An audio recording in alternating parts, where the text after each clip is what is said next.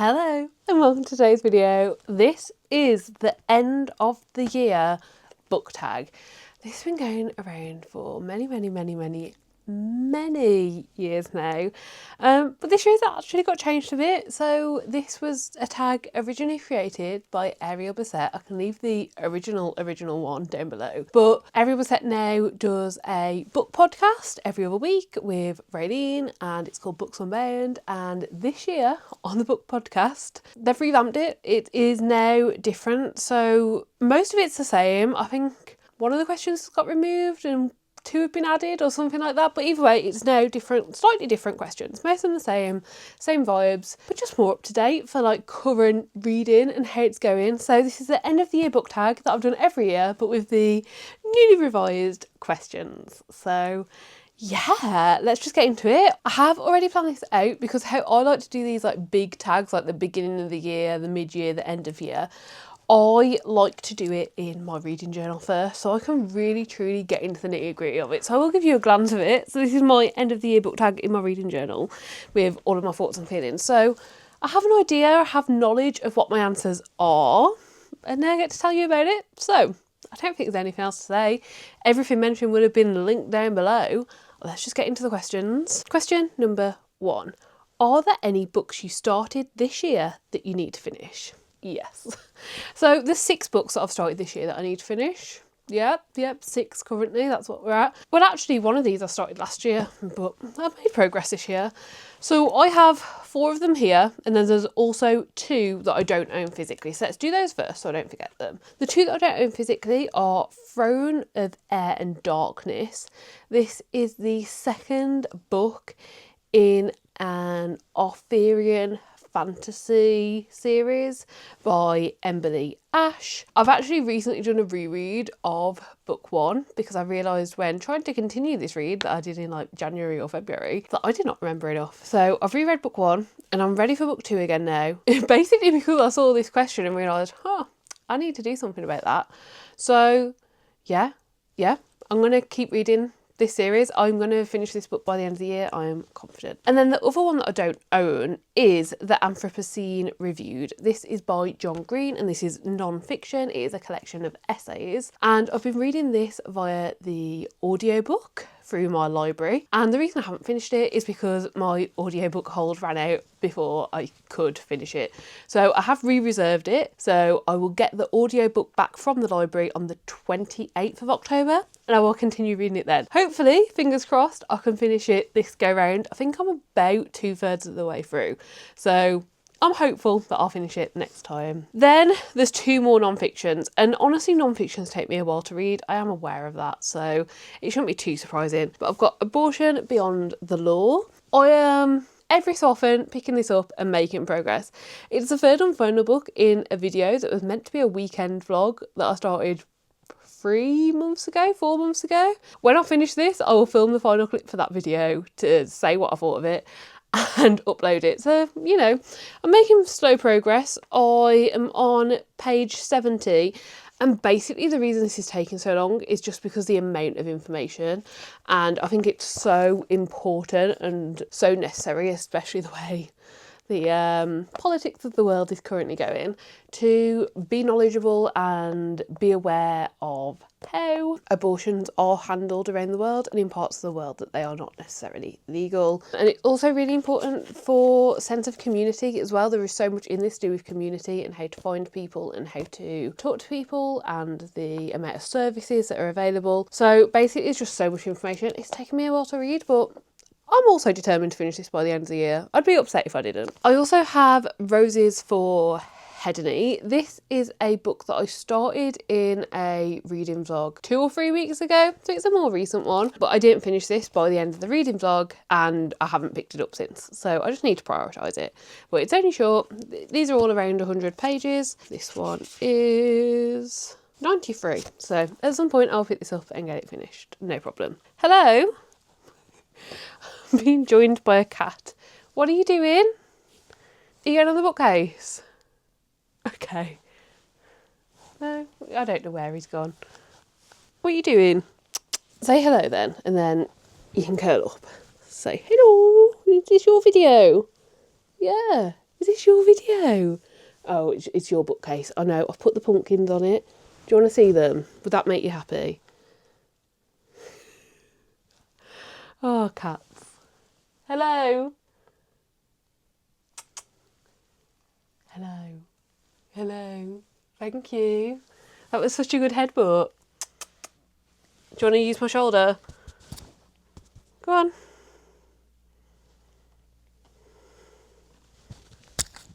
Good boy. Okay, let's continue on. I've also started and not finished Haven. This is a book that I started last year. I made progress in it in January and I haven't picked it up since. It's now October, we're a few days into October now, so I need to get a move on. I'm really excited to read this. I absolutely loved book one of this series. What's it called? The Broken Wings Duet. This will conclude it all. I'm really excited to read it. I just haven't prioritised it, so I need to do that. And then last but not least is The Sky on Fire.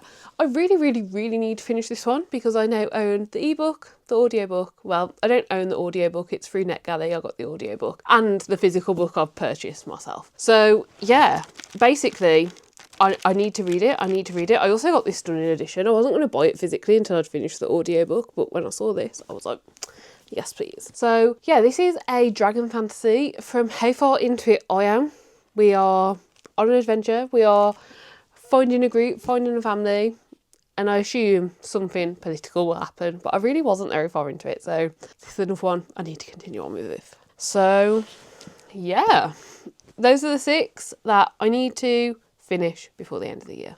Question number 2. Do you have an autumnal book to transition you into the end of the year? I do indeed. So the end of September, I started my reread of the Twilight series. I've never read Twilight as an adult. I've started this. It definitely gives the autumnal vibes. I'm having a fun time. Don't actually think it's great, but nostalgic wise and like nostalgia and autumnal, perfect, loving it. I've read the first 2 now, so I will hopefully continue doing this, and that definitely feels like it's leading me into the end of the year. Then also, for the first week of October, one of which I've started now, I am hoping to read Uncharmed and The Incandescent. These are 2 witchy books that I also think will give spooky feels. I have started Uncharmed now. This is all about Annie, who is a witch in modern day London most of the time, and she is like a perfectionist. She's got a lot going on, and where I'm at in the story, she has been given a charge. She's been asked to help a 15-year-old witch who's come into her magic and has no one to guide her, and is going to guide her. This takes place throughout most of October, I believe. Like, it starts a couple of days before October, and it's very significantly said it's the 1st of October when stuff's happening. So yeah, really loving it. Definitely the correct sort of book to pick up. So gonna read this, and honestly, this is 5-star prediction and 5-star vibes, so I'm very hopeful. And then I'm also hoping to pick up this week The Incandescent. This is another witchy book, but this one is witch school, so it's going to give like that school setting vibe. But because, you know, I'm older now, I don't really care about reading about people at school. This follows the teachers. I think it's going to be kind of like an academic witchy book, but like our main character is one of the professors at this school. I think there might be the head teacher? Director of magic. No idea what that is in terms of school hierarchy, like how high up that is in the school, but very fun. And there's going to be witches, and they're going to be protecting the school from demonic forces. And this just also seems like the perfect book to get me into this autumnal mood. Question number 3. Is there a new release you're still waiting for? Yes, but only one. And that is Brigands and Bread Knives. This is the 3rd book in the Legends and Lattes like series universe, but it is the first sequel. So we had Legends and Lattes, we've had a prequel, and now we've got this one, which is a sequel.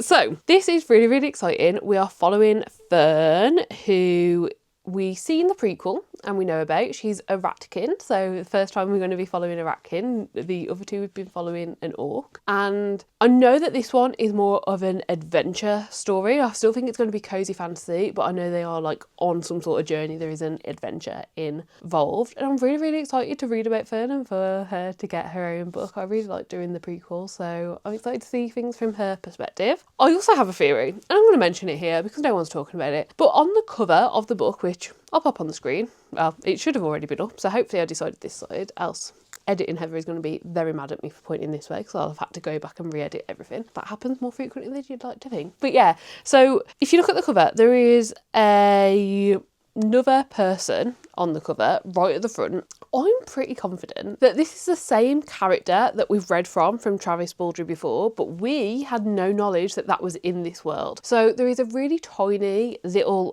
book called Goblins and Greatcoats. It's like a 30-page ebook that I definitely got it when it was for free. I think maybe it's 99p or something. Like, I definitely downloaded it a weekend that it was free. And I'm confident that this is the main character from that book. Like, they look the same. They're saying the same. I'm pretty sure, let me double check. Yeah, like, she's even got, like, cutlery in her hand, right? I think. I don't know. It's a very small picture that I printed out for my reading journal. But yeah, and I'm confident that it's the same character, and I can't wait to pick it up and find out if I'm correct about that. But yeah, that's my theory. Question number 4. What are 3 books you want to read before the end of the year? Oh, I'm so glad that you asked. I have the 3 right here. So let's do the one that was obvious from that little show first, because if you know these sprayed edges, you know these sprayed edges. This is The Impossible Fortune. This is the 5th book in the Thursday Murder Club series. It has just come out like 2 weeks ago, I think. It was near the end of September, and I can't wait to read it. I absolutely want to be back in this world, back with the gang, see what they're up to, see what mayhem happens, see what murder we solve. And yeah, I'm really, really excited about this, and I'm really happy that I am still excited about this because I did watch the movie and thought it was quite shit. Like, the movie was not for me, and I was worried that that would like dampen or take away from my excitement for this 5th book when this came out. But no, it arrived and I opened the package and I was like, no, I'm still ridiculously excited for this. So yeah, that is one that I definitely want to get to. Then I would also like to get to The Dawn of the Cursed Queen. This is book 3 in the Gods and Monsters series by Amber V. Nicole. And basically, if I can read this one before the end of the year, I'll be pretty much up to date. I do believe the 4th book is coming out like late December, but I own this. It is the last one in the series that I own. And I've loved books 1 and 2. Like, this is enough one that I think could be 5 stars. It's been sat on my shelf for months now. Why have I not read it? And then, last but not least, is Skyward, Claim the Stars. This is by Brandon Sanderson. And basically, I wanted to read this for a while. This is on my 25 to read in 2025. And I have never read a Brandon Sanderson, but I own quite a lot of them that I've like picked up over time. And I've convinced my boyfriend to read this too. So I've already planned it out. We are going to buddy read this together in November. If you can see at the side, there's tabs down the entire side. That splits the book into 30 days. So yeah, every day in November, we're going to sit down and read roughly 23 pages. I assume that's roughly correct. I can't remember how I broke it up now. I did this about a month ago. And I've eventually got the commitment of we both have enough free time in November that we think we can do this. So yeah, I'm really, really excited and really want to get to this one before the end of the year. I think I will. Question number 5. What trends have you noticed in your reading this year? Well, my reading has been a hot mess. Let's be honest about it.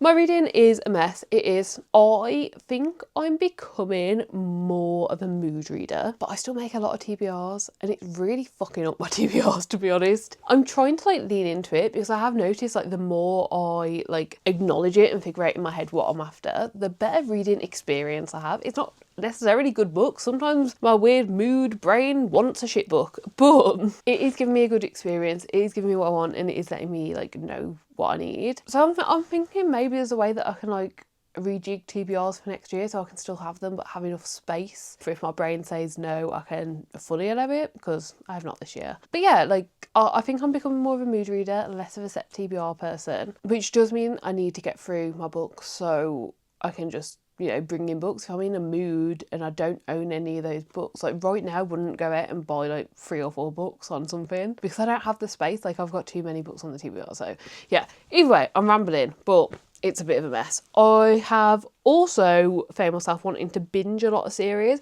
which I'd actually be quite okay with doing, except for like some series I just don't own all of, and some series are just like not on the TBR at all, and I find myself like once I read one just wanting to keep going. So that is something that I've acknowledged and it's messing up my reading plans for this year, but I'm hoping to allow myself to do it next year. I have a lot to think about before setting like goals for next year and figuring out how everything's going to work for next year, but fingers crossed we can get it all sorted. But yeah, my reading's basically just a bit of a mess. There haven't been any trends because it feels like it's changing quite a lot recently, so who knows? Question number 6. How do you feel about your reading goals? Anything you want to change, adjust or abandon? So I've actually been doing like personal check-ins with myself every quarter about my goals, how I'm adapting them, how I'm changing them, have I completed them, like do I just need to scrap them? So I have very recently done my quarter 3 goals check-in with myself. Out of the 6 goals that I set at the start of the year, one of them is complete, like I complete that one already. 2 of them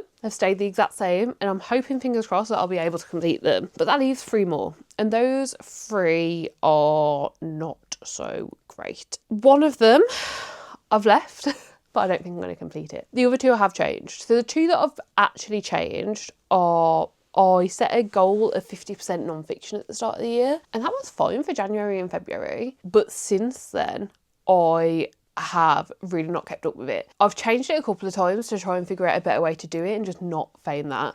What I have decided to do is set myself a goal of 2 non-fictions a month. It's much less than I wanted, but it feels manageable and doable. So I'm hoping for the rest of the year, October, November, December, I'll read 2 non-fictions a month, which will be 6 non-fictions total.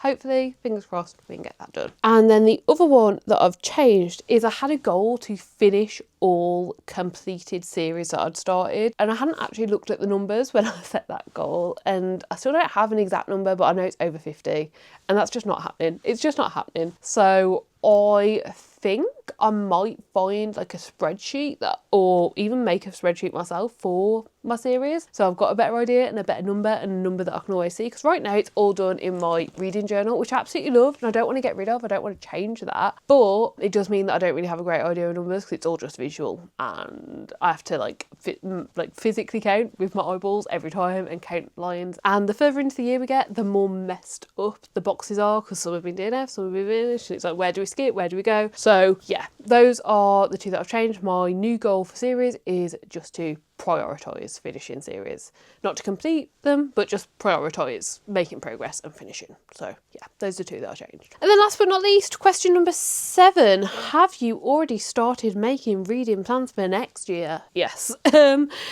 In a vague way, I definitely have. I've started thinking about goals that I want to set, and like, are there any goals that I'm really reaching for, any goals that will help me like long term? I've started thinking about what I want to include and get rid of in my reading journal. So every year I set up a reading journal for myself, and I have a load of pages at the start of the journal, like that thickness there at the start of this, that's all yearly set up pages. So I've started thinking about those, what's worked for me, what hasn't, and what I want to start like doing when it comes to setting up next year's journal. The main thing I've actually been thinking about though, because like those 2 are just kind of like, they're thoughts that I have every so often, I like jot a few things down.